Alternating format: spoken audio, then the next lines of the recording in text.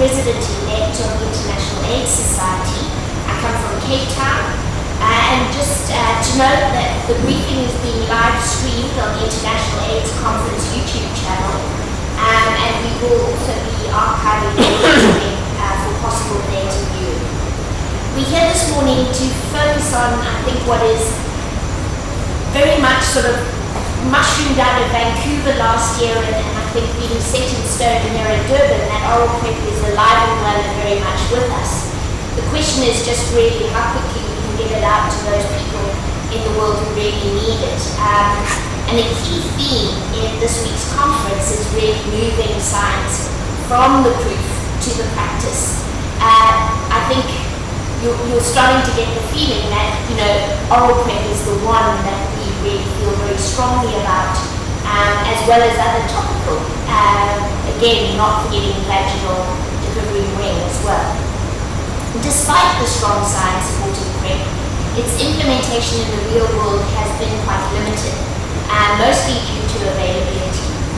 And just this week, we saw the report from UNAIDS showing that 2% of the way towards reaching the UNAIDS goal of having 3 million people on PrEP by 2020. So there really is a great deal of work to be done. Many important questions do remain: how to implement, how to get it to the right people, and you'll be hearing quite a lot more during this conference as people actually do implement demonstrations, projects that are helping us understand how to scale up. And this is particularly important, I think, in this region where, as you've just heard a number of times in the last 48 hours, how many infections we're having, particularly amongst key pops and young women and adolescent girls, even here in this country. So just as the 2000 International AIDS Conference in Durban is, sort of ushered in the notion of treatment expansion, we're really hoping that 2016 will be about the expansion of prevention and at large, and of course PrEP within that prevention movement.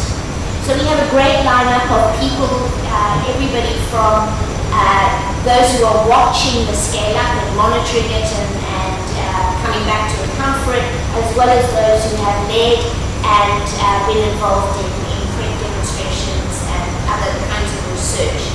So it's my great pleasure in the first instance to introduce to you Scott McAllister from Gilead Sciences. As you know, Gilead is the originator of Truvada, and this currently is the drug that is licensed now in 7 countries for the indication of prevention. Scott leads the PrEP clinical research program as well as other HIV clinical research efforts. And so we asked him to come today to just give a few remarks on the study he's presented, but more specifically on the scale-up of PrEP across the world. Thank you, Abigail. So I'm from Gilead Sciences, and the study that I'm going to show in a couple of hours simply describes implementation and quantification of Truvada for PrEP inside the United States. As most of you know, I think Truvada for PrEP was approved in July of 2012 inside the United States, and it was the first preventive that was available.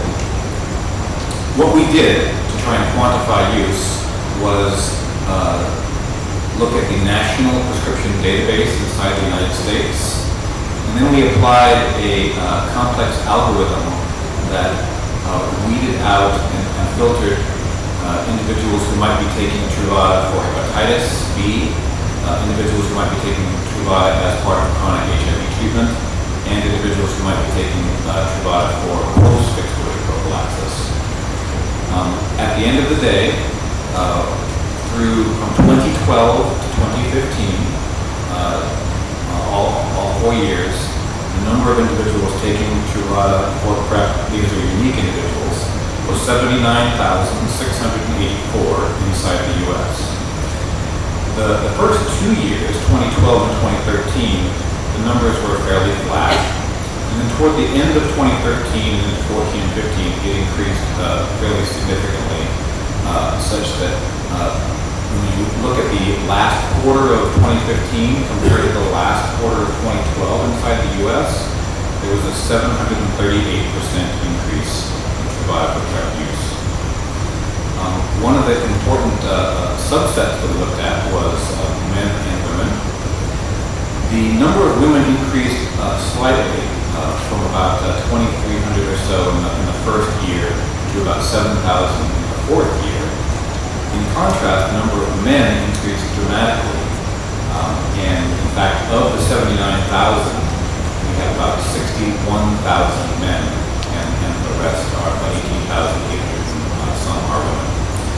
So what that suggests to us is that while men are using Truvada for PrEP a lot inside the U.S., women are not implementing it quite as much. We also looked at age. The average age of Truvada for PrEP users inside the U.S. was about 36 years across all 4 years. Interestingly, about 28% of women were using Truvada for PrEP were under the age of 25, whereas only 11% of men using Truvada for PrEP were under the age of 25. We also broke it down by regions and states and cities, the details of which I think are probably too much for right now. But one of the important findings I do want to comment on is that of the highest lifetime risk of HIV inside the U.S., which is primarily in some of the southeastern states, places like Washington, D.C., the state of Maryland, Baltimore in particular, rates of Truvada for PrEP use were not as high as we might have liked to have seen. The cities that were using it at much higher rates, San Francisco, Chicago, New York City, were not necessarily the highest lifetime risk. So I think the take-home point that I think is important from the presentation is that use has increased dramatically from 2012 to 2015. And the number of men vastly outnumbers the number of women using. And it's important, I think, as we do more implementation activities across the U.S., that we pay attention to access to care for women, access to care for individuals under the age of 25, and access to care for states inside the U.S. that have higher lifetime risk of HIV but are not using. Scott, thank you very much. And quickly moving on then to some of the demonstration projects. And I was actually at the hearing in 2012. It was the first time I'd ever been to an FDA hearing. It was an incredibly important day in my own life. But one of the studies that was formed part of the evidence for that hearing before licensure of Truvada was in fact the partner's PrEP study. Now that moved on to a demonstration, and Jared and his colleague Connie Keller, they have been really instrumental in designing, implementing, and making sure those studies come to fruition. And at this conference, Jared is presenting the final data on the partner's demonstration project, which is, Jared, a sort of a bridge to suppress antiretroviral care. I'll ask you to comment on that. Great, thank you. Good morning, everyone, and thank you to the organizers for this opportunity. I am here on behalf of the Partners Demonstration Project team. PrEP has been demonstrated to be effective in clinical trials for HIV prevention, but delivery strategies to make it available have not yet been developed in all settings. For HIV serodiscordant couples, a population that was integral to the development of PrEP for prevention, both treatment and PrEP can be effective strategies, and a delivery strategy that helps them work together would be potentially most optimal. This is because not all couples initiate treatment immediately, and not all couples would use PrEP, and so one that puts them together might synergize. Between November of 2012 and June of this year, just last month, we conducted an implementation program study delivering PrEP and ART to serodiscordant couples in Kenya and Uganda. This was called the Partners Demonstration Study. Both PrEP and ART were offered to all couples. PrEP was continued until ART had been initiated and used for 6 months, allowing time for viral suppression, and then PrEP was recommended to be discontinued. Sometimes PrEP was used longer if a couple didn't want to initiate ART immediately, for example, and then the bridge was extended. Couples would follow for a total of 2 years. We enrolled 1,013 couples at 4 sites in Kenya and Uganda. 2/3 had an HIV-negative male partner, 20% were under 25 years of age, and 2/3 were not using condoms. These were high-risk couples, and none had participated in the earlier clinical trial of PrEP. This was a demonstration project, not a clinical trial. 97% of the couples when offered PrEP accepted it, and adherence was high, more than 80% by blood testing. Over time, 91% of HIV-positive partners initiated ART, although about half delayed for 6 months or more. But put together, PrEP and ART, or their overlap, covered more than 90% of the 2-year follow-up for all of the couples in the study. Of 1,000 couples enrolled, we only saw 4 HIV transmissions. We used a counterfactual simulation model to quantify what might have been expected in these high-risk couples if we had not provided PrEP, we had not provided ART as aggressively as we did. And we estimated that 83 infections would have been seen. This was a 95% risk reduction in the chances of HIV transmission, a result that was highly statistically significant. If we split the population up into groups, the HIV risk was reduced more than 90% among couples with HIV-negative men, couples with HIV-negative women, and couples that were less than 25 years of age. And the 4 cases that we saw, none of them used PrEP, either because they declined it or because they had not been adherent. Thus, this is a demonstration project of PrEP, the first in Africa to demonstrate its effectiveness outside of a clinical trial setting, and we observed virtual elimination of HIV transmission. Scale-up of programs like this that provide PrEP in combination with other important prevention strategies, including treatment as prevention, could have a substantial impact on the African epidemic. Thank you. Thank you, Jared, and good news indeed. I think, a very important point to note is that in just about every demonstration project that has gone outside of clinical trials, where PrEP has been offered open label, we've seen better adherence. So, I think that theme, again, we'll see at this conference, and we're certainly seeing increasing amounts of information in that regard. Discordant couples, very important population, but of course you've already heard 2,000 of young women and adolescent girls being infected in this country in a week, and we know we have to do something about that. So I am very pleased to introduce to you now Catherine Gill. She's a medical clinical trialist, comes from my centre in Cape Town, and has been leading a small demonstration project called Plus Pills. And it is really the first Southern African open label study to offer PrEP to adolescents under the age of 19. And so we'll ask Catherine Gill just to give some remarks about that. Thank you, Abigail. So firstly, just to say that we're very passionate about adolescents in Cape Town. And sadly, one of the major themes that will emerge from this conference is how young people, and especially young women, remain disproportionately affected by HIV. In South Africa, adolescent girls are up to 8 times more likely than their male peers to have HIV. And adolescents are the only age group in which AIDS deaths rose between 2001 and 2020. If we want to bring an end to AIDS, we cannot leave this group behind. So in this context, and following on from the successes seen with oral PrEP in adults, a South African team headed by Professor Becker embarked on a study called Plus Pills to try and understand if oral PrEP would be safe and acceptable to adolescents. The study is being funded by the National Institutes of Health and is being conducted in 2 sites in South Africa, in Masipumalele in the south of Cape Town and Soweto, Johannesburg.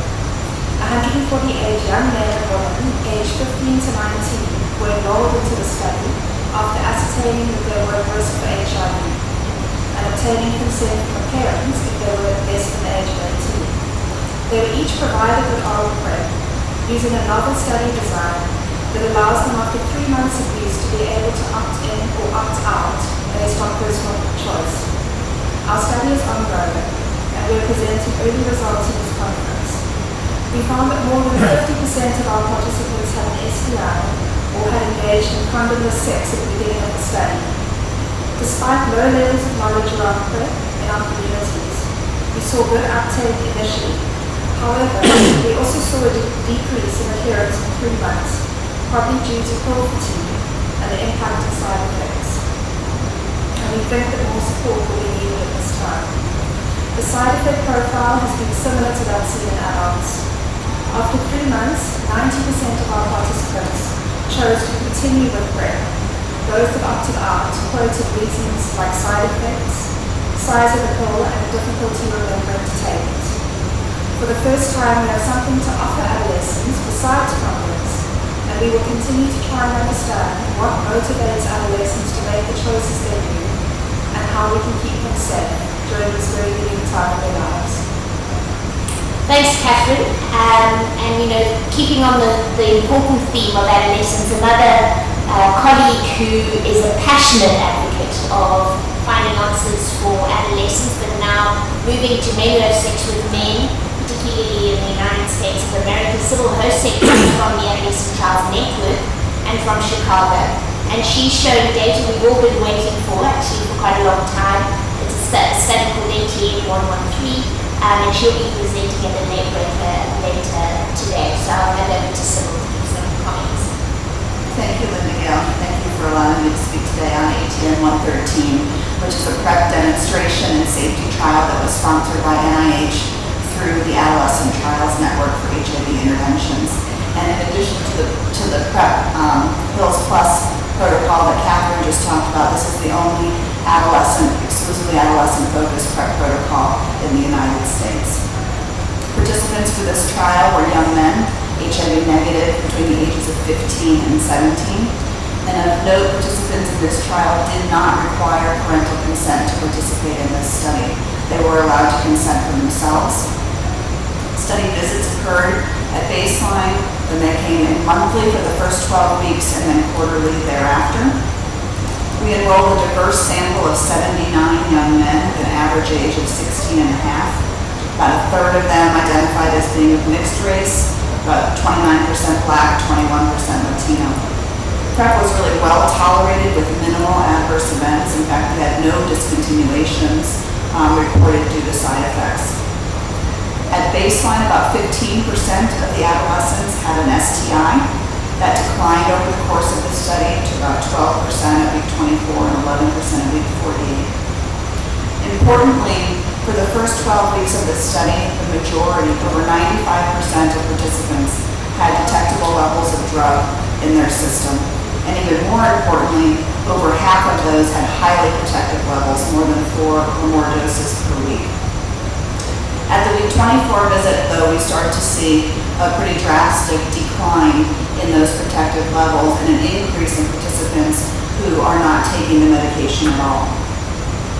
And that drop-off obviously corresponds with going to quarterly visits.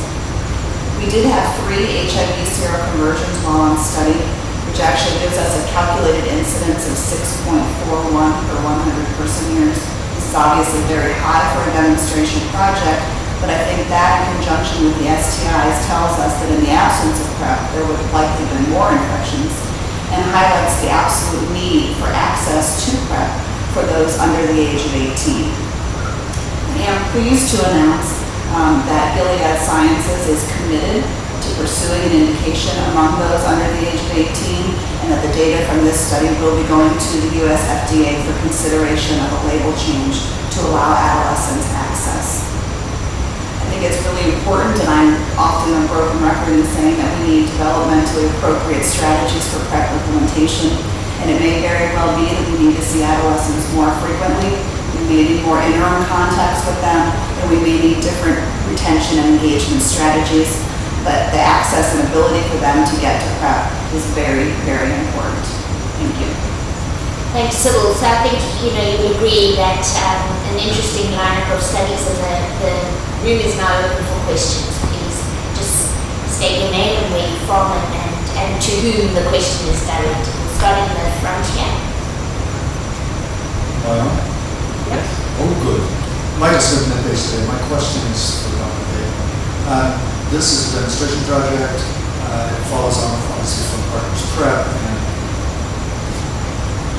I'm curious what we've seen in the last couple of days, the final results of BK052, the Partners study in Europe, all suggest that when ARVs are taken as directed, there is no transition at all. You're seeing 4 transitions, but in the period when they would have been not on ARVs but using PrEP. Is that right? I just wanted to clarify that. Yes, the 4 transmissions that we saw appear to be in the absence of both ART and PrEP. That they are either individuals, they're all individuals who are not taking PrEP either because they declined it or because they weren't adherent. And they weren't exposed to ART either because the HIV positive partner had declined treatment or because the couple had separated and it appears that the transmission is coming from outside. So none of these look like they're breakthrough infections to either treatment as prevention or PrEP. So taking all of these studies together, what can we say about the preventive effect of PrEP/ART? Both PrEP and ART are extremely potent strategies that can virtually eliminate transmission. The key is access, so people have access to both treatment and PrEP, and then the support to be able to take them. What we provided in this demonstration project was PrEP as a cover when ART was being started, or when ART was delayed and then started thereafter. Because not everyone will start ART immediately, even within a committed relationship, and we use PrEP to cover that period. Thank you so much. My name is Jeremiah Johnson. I work at Treatment Action Group in New York. My question is for Scott McAllister. I was wondering if you could comment on the racial breakdown of the data in the study that you're referring to. I also wonder if there are any efforts to try and capture uptake amongst transgender people within the United States, any data collection of that. And finally, if there are efforts on behalf of Gilead to address the disparities in poor uptake within certain high priority groups and high priority regions to try and facilitate that. Race is difficult to quantify, and I don't have an answer today because these data is from prescriptions, and obviously race on a prescription pad. When we compare it against the medical claims database, sometimes race is written, sometimes not. So for the entire database of 79,000 individuals who started PrEP in the last 4 years, we only have race on some. So I'm kind of reluctant to make any broad conclusions. But I can say that it does, they are at risk, whereas within the MSM community and the transgender community, there's a lot more information out there right now and a lot more peer-to-peer discussion, I believe, of the need to do PrEP. The other thing I think is also applicable to women is the touch points where women might access health care, whether it's an OBGYN or a primary care physician. A lot of those docs are not necessarily as versed in PrEP as some of the sexual health clinics where gay men might be going, or HIV specialist providers where gay men or HIV negative also might be going. And so one of the other things that we are doing is try to improve education among healthcare providers in those areas. Hi, Mike Kavanaugh. I'm covering it for ALP.com, and I work for HIV Experience Resource Organization. They're a site for prevention. And my question is, are you doing any correlating studies with increases of other STDs in key areas where you're delivering PrEP? And is there any research happening? And how are you going to address that when delivering PrEP? Because it seems in some key areas there is an increase in other STDs. Is that directed at anyone in particular, or random? So anybody want to pick that up? STIs and PrEP? Sybil? I can speak for both of our studies. In the adolescent study, obviously we saw a decrease in STIs over time, as well as a decrease in self-reported sexual risk behavior, number of partners, number of episodes of condomless sex. In our 18 to 22-year-old cohort, which we reported on last year, we really saw not an increase, but kind of a stable trend of STIs over time. And kind of reflecting that participants were coming in with a high baseline rate of STIs that didn't increase over time, but that their behavior continued to be about the same, or at least their exposure to STIs over time seemed to be about the same. I will also say that identification of these STIs has largely been through, at least in the MSM community, through rectal swabs, which are often asymptomatic infections and likely might not have been found had these participants not been involved in a PrEP study. So I think there has been some data kind of leading to get to the idea that there are increased STIs, but I do think we have to consider that we're doing a better job screening in our PrEP programs than someone with an asymptomatic STI infection may never be tested for that STI. So I think it's a little bit murky, at least like my interpretation of it right now.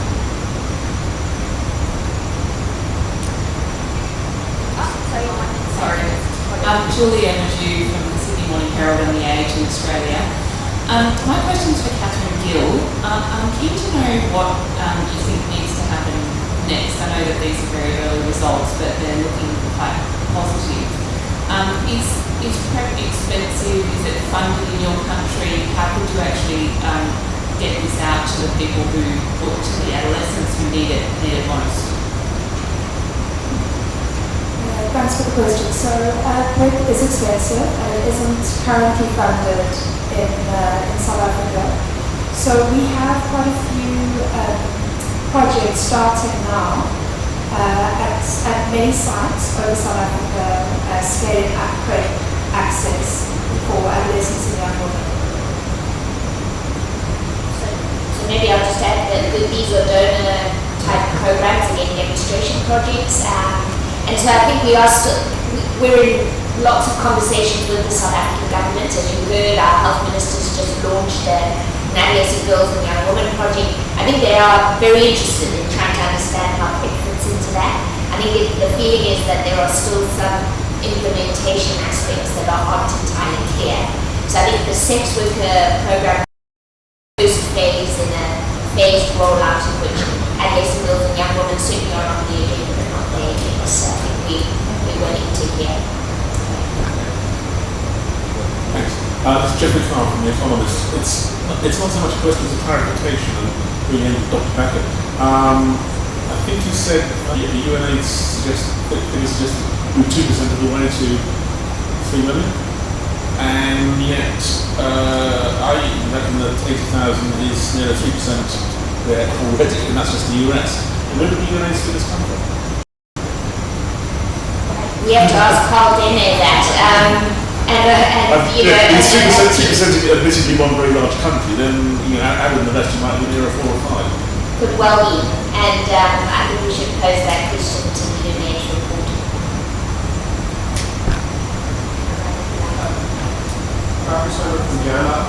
It was interesting, this could be to anybody on the panel, but the idea that you have better adherence outside of clinical trials and demonstration projects, usually the other way around with a lot of medications. I'm wondering if the number you wanted to comment on what you think that means and why that is. I'll ask Jared to pick that one up. It's quite surprising. I think for those of us who have done many clinical trials or have read about clinical trials for years, one would think that the population most committed would be the clinical trial population.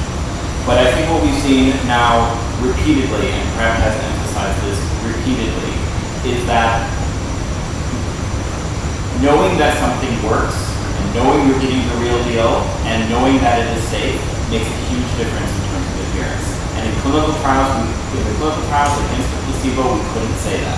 We didn't know if it worked. We didn't know if we were getting the real deal.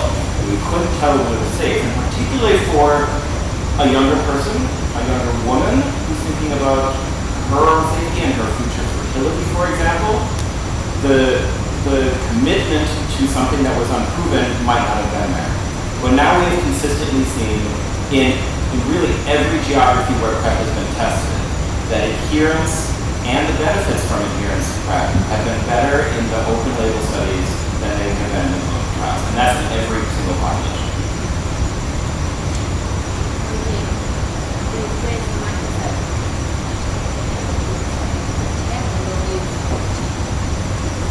Hi, Ed Sussman from Page Today.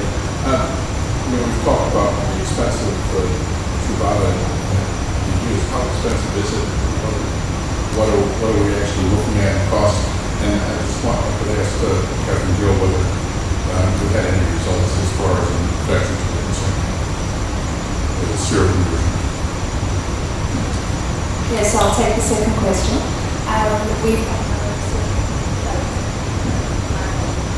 We've had no seroconversions on our study up to date, but we're probably about mid-study at the moment. The started enrolling about a year ago, so some of our participants are starting to exit, and others are just through their first 3 months. And then the question of cost. That obviously varies geographically, but Scott, I don't know if you want to pick up. So within the U.S., Truvada PrEP is covered by third-party insurance. It's also covered through the Affordable Care Act through Medicaid expansion. Gilead does have a program inside the U.S. to assist with co-pays and also with people who are underinsured, such that everyone who lives in the state that has Medicaid expansion should be able to access Truvada PrEP. Outside the U.S., we do work with governments to try and come up with fair pricing, and we do have a large access group that works with developing world nations to work with local licensing agreements and generic manufacturers to make Truvada available at substantial reductions in costs. It's very able for it. I can give you some context to you're here in Durban, you're spending rand. We're waiting for the generic companies to also be licensed by the Medicine Council here, but it will be about 250 rand a month on generic pricing should that come through. Hello, my name is Pablo Peter, Spanish for País. A couple of questions. First of them, you said that you want to start spreading PrEP from this conference. Do you have any figure about how many countries are actually currently using PrEP, and do you have any forecast? This is the first one. The second one, for any other who can answer, have you realized any people needing condoms because they are using PrEP? Are you afraid of this possibility? Thank you. So I can answer the question about the countries. Truvada PrEP is approved in the United States, Canada, Australia, Peru, Kenya, and South Africa. And there are pending reviews in a number of other countries, such as Brazil, Thailand. I don't remember everything. In Europe. Within the European Union, the EMA is reviewing the file right now, and we anticipate a decision for Europe within the next 2 months. I guess in terms of where do we want it to go, this is a pandemic.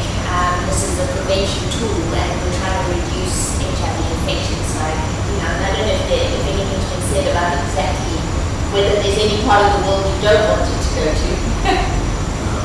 We're actually going to be filing it in the Dreams Project countries as well, and quite a few other countries that it's just too long to mention right now.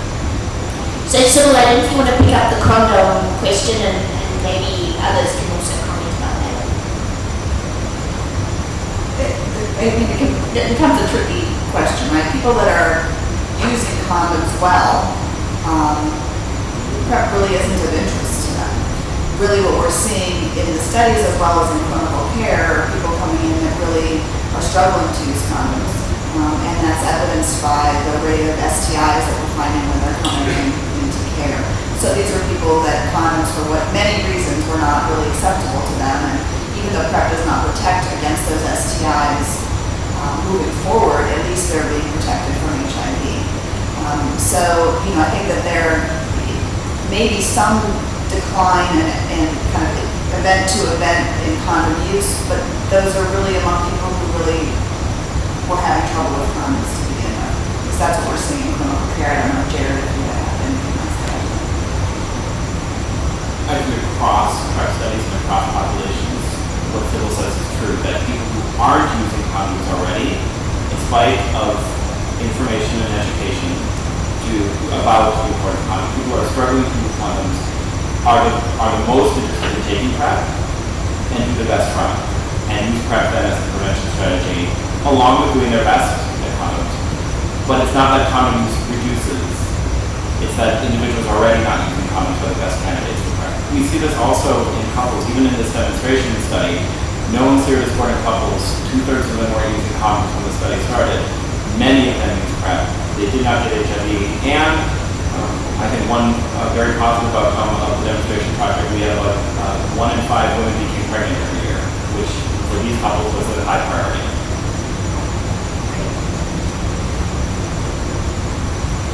Hi, my name is Alex Garner with Unicorn Movie in the U.S., which is civil.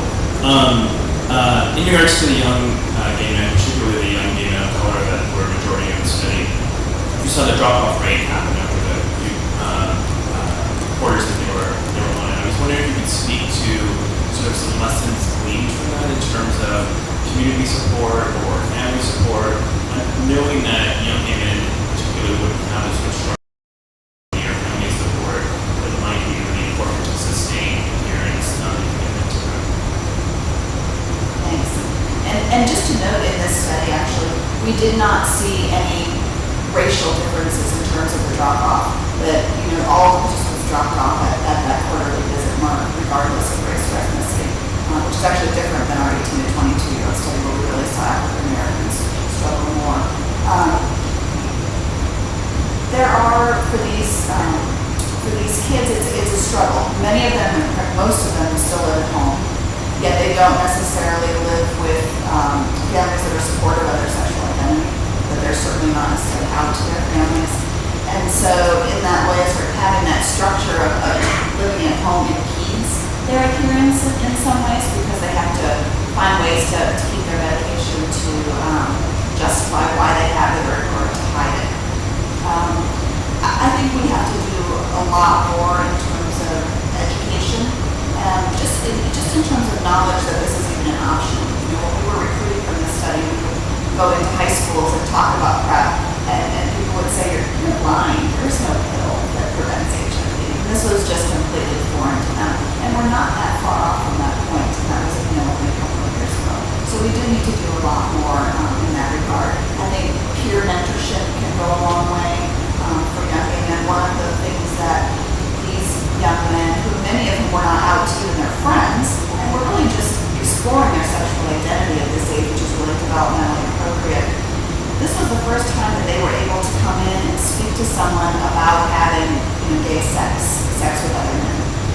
And so that's something that we really don't offer to young people outside of the context of kind of medical care. That kind of support, I think, goes really a long way. And many of the young men in our qualitative follow-up interviews spoke to the relationships that they had with the study staff and with the counselors and with the nurses and doctors as really being the highlight of the study to them, because this was such a unique experience to be in an environment where they could be supportive as they explore their sexual identity. And we're down to the last 2 questions. If you could have yourself, thank you. Great. Jeremiah Johnson from True Connection Group again. A follow-up question about the pricing for Scott. Correct me if I'm wrong, I believe that the price in the U.S. is around $17,000 a year for the cost of Truvada. And my question around the coverage is that you said it's covered by a lot of plans like the Affordable Care Act.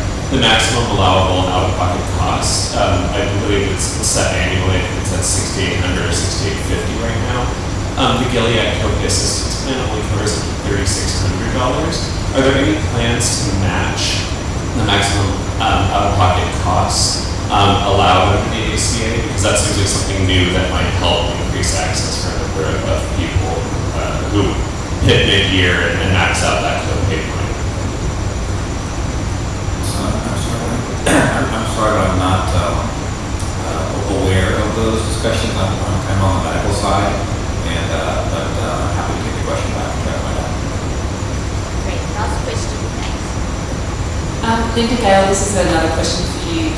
I'm interested to know whether, on the scale of priorities, how PrEP sits against getting treatment to people, and is there a kind of awkward tension here in South Africa around that conversation, especially when you get to government funding and questions about, what you're going to do first and how many people will benefit? it's the big question, and certainly, you know, for the last numbers of years, the focus has been squarely on treatment and trying to get to that 6 million, and particularly now we're going to universal test and treatment.